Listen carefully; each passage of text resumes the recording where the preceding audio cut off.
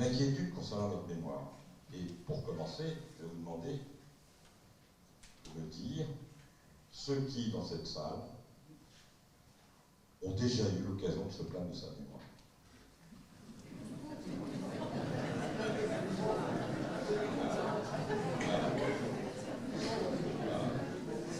Le problème est là. Le problème est là parce que si pratiquement tout le monde lève la main, ça veut dire que c'est la norme. La majorité détermine la norme. Donc si on renverse l'argument, il est normal de se plaindre de sa mémoire. Il n'est pas normal de ne pas se plaindre de sa mémoire. Et il arrive de temps en temps, quand je fais ça, que je renverse la proposition et je dis que ceux qui ne se sont jamais plaints de leur mémoire lèvent la main. Et de temps en temps, il y a au premier rang une dame qui veut faire de la magie. Elle lève le doigt. Et elle est la seule à lever le doigt. Et je suis obligé de lui dire, écoutez, c'est pas normal. C'est pas normal. Et je vais vous montrer, à partir de l'observation de cette dame, là, comme je l'ai dit, une vingtaine d'années, j'avais fait un travail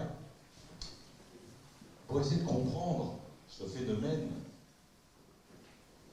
de cette plainte qu'ont les gens à partir d'un certain âge. Et donc j'avais utilisé un test d'auto-évaluation, vous voyez. Et ce qu'il faut comprendre, il faut retenir simplement qu'il y a deux lignes, vous voyez, une ligne en haut et une ligne en bas. La ligne en haut, c'est la performance de gens sur l'évaluation de leur mémoire, de gens qui ont des performances en réalité normales dans les tests, puisque la ligne en haut, vous ne le voyez pas, mais je leur ai fait faire un petit test qui s'appelle le MMS, il y a des médecins ici dans la salle, les psychologues qui savent ce que c'est un petit test très simple, c'est comme un peu un thermomètre de la mémoire, et vous voyez que, enfin, vous ne le voyez pas, mais il y a un chiffre qui est de 29 en moyenne, alors que le score maximum est de 30. Nous avons tous ici dans cette salle un score entre 28 et 30. Bon. Et ces gens, vous voyez, ont un score normal. Très bien. Et vous voyez que sur un score de 0 à 100, à 120 ou 160, eh bien, ils ont une énorme plainte de leur mémoire. Ce sont des sujets déprimés.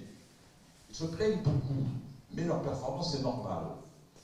Et vous avez au-dessous une ligne complètement plate de gens qui, malheureusement, ont une atteinte dans ce score, dans ce thermomètre dont on vous parlait, puisqu'ils ont un score de 20 sur 30. Et ce sont les patients, vous voyez, qui ont une atteinte de leur mémoire, et qui, paradoxalement, ne se plaignent pas. Ce sont des patients atteints de maladie d'Alzheimer. Donc, vous voyez ce paradoxe, qui est que, quand on a la maladie d'Alzheimer, généralement, on ne se plaint pas. Et les gens qui se plaignent, comme vous, eh bien, finalement, se placent plutôt dans la catégorie des gens qui ont des performances normales. Ce qui m'avait permis de dire, à ce moment-là, il y a une vingtaine d'années, cette phrase qui avait un petit peu fait du bruit dans le Landerneau, plus on se plaint de sa mémoire, moins on a de risques d'avoir la maladie d'Alzheimer.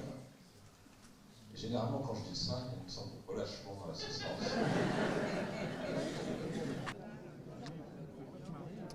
Je suis avec Bruno Dubois, directeur de l'Institut de la mémoire. On vient d'écouter sa conférence tout à fait intéressante sur la maladie d'Alzheimer, parce que Bruno Dubois a écrit Alzheimer, la vérité sur la maladie du siècle. Bonjour Bruno. Bonjour.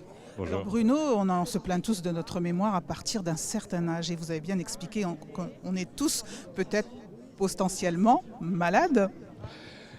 Oui, alors d'abord, l'idée de la conférence, c'était déjà de rassurer les gens, parce que comme vous le dites, beaucoup de gens se plaignent de leur mémoire, mais le plus souvent, c'est en rapport avec des troubles attentionnels. Ça n'a rien à voir avec la maladie d'Alzheimer. Cela dit, dans quelques cas, cela peut signifier le début de la maladie, et c'est la raison pour laquelle il faut quand même consulter, faire des tests de mémoire pour faire la part des choses et séparer le bon grain de l'ivraie.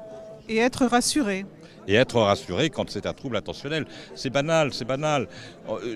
J'ai posé la question dans l'assistance et j'ai dit que ceux qui ne se sont jamais plaints de leur mémoire lèvent le doigt. Personne n'a levé le doigt. Tout le monde se plaint de sa mémoire. Tout le monde se plaint de sa mémoire. C'est banal à partir d'un certain âge.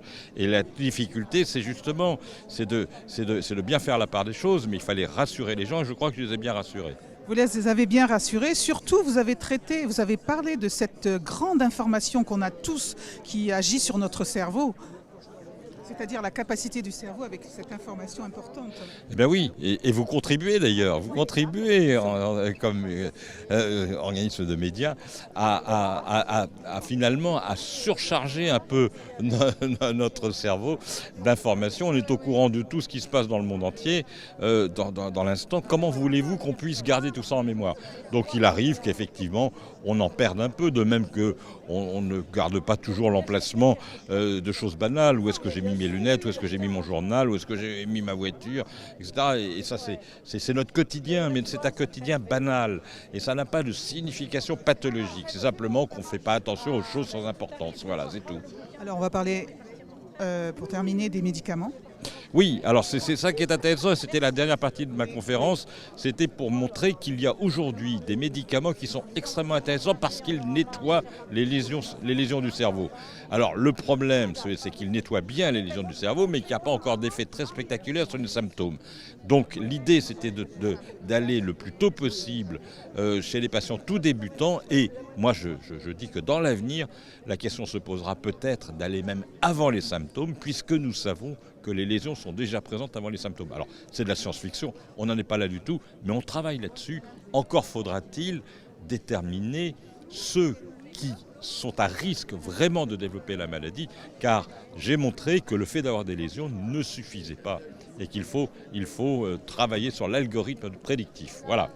Merci beaucoup. La vérité sur la maladie du siècle, à lire, bien sûr. Bien sûr, absolument. Merci beaucoup, Bruno.